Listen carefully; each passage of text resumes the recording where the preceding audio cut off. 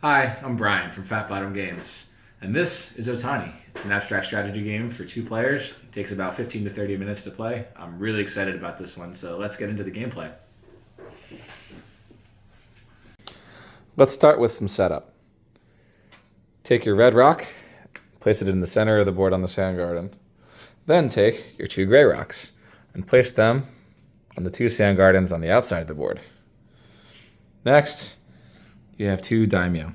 So you're going to take your daimyo, put it on that spot, take their daimyo, put it on that spot. Finally, arrange your remaining pieces behind your village on the edge of each board. Win the game by accomplishing one of two objectives. Move the red rock of ruin to your opponent's village. Alternatively, you may win the game by moving both gray rocks of salvation to your own village. In Otani, the dark player goes first. On your turn, you may take two actions. There are three different types of actions you may take. Action type 1. Spawn a piece from off the board onto your gate. Action type 2. Move one of your pieces one space in any direction. Action type 3 is where the game gets really exciting. Every piece has its own special piece action, and on your turn, you can use them. So let's start with the daimyo. The daimyo's special piece action is summon. Select a friendly piece anywhere on the board. Teleport it to a space on the board that is adjacent to the daimyo. So we're going to do that one. And we're going to select strength and summon it right here next to the red rock.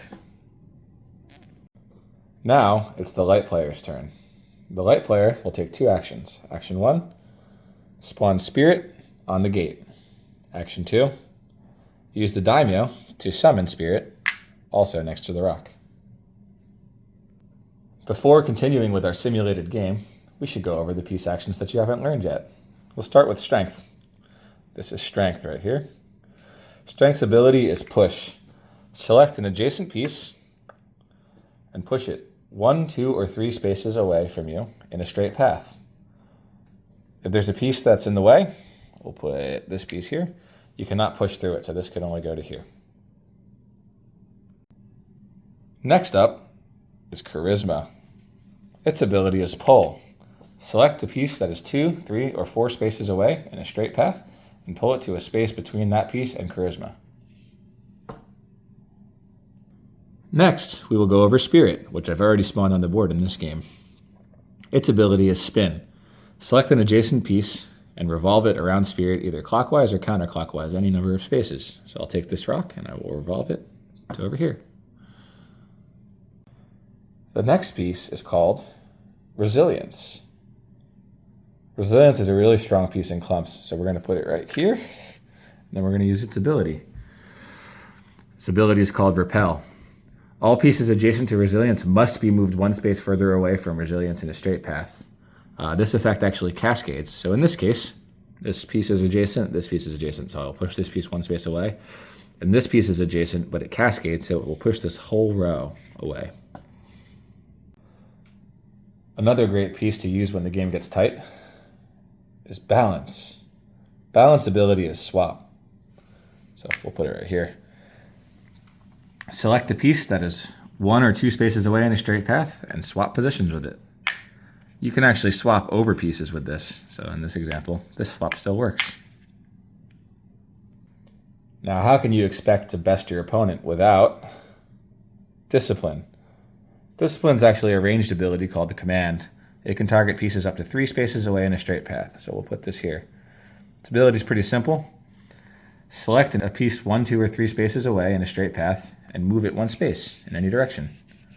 The caveat to this is that if it's a rock, you can't move rocks in any direction other than directly away from the piece. The final piece we're going to go over is wisdom. Wisdom only affects allies, but it's very strong. Its ability is called warp, so it's a teleportation ability that makes you go really fast across the map. Select a piece that is friendly and 2 spaces away exactly in a straight path, and teleport it to another space that is also 2 spaces away from wisdom in a straight path. So in this case, I can select my daimyo, because it's 2 spaces away in a straight path, and I can teleport it to this space, this space, this space, or this space. So in this case, I'll go here. Before continuing with a few more turns in our example game, we need to go over 2 important rules. The first relates to action economy. You must perform the 2 actions on your turn with 2 different pieces. The second is a literal edge case. Pieces may be flushed off the board, so be careful when you're playing on the edges. Okay, time to continue with Dark's turn. Dark is going to use the daimyo to summon strength to the space right next to it. Then, for its second action, use strength to push this rock 1, 2, 3 spaces away. Now, for Yellow's turn. Yellow's turn is pretty simple. Yellow is just going to enter, strength in on the gate, and then move strength 1 space. Dark is going to spawn wisdom, and then summon wisdom to the space adjacent to the daimyo. The light player is going to spawn charisma, and then push charisma 2 spaces. The dark player is going to spawn spirit, and then use wisdom to warp spirit all the way over there. For our final turn, light is actually going to move 2 rocks in 1 turn. Light's going to use charisma to pull the gray rock right next to it, and then use strength to push the red rock 3 spaces away. And that's how you play Otani. My favorite thing about this game is that every single piece has its time to shine. And even after all these games, I'm still learning new ways to play them. So with that, I'm Brian from Fat Bottom Games. Thanks for watching.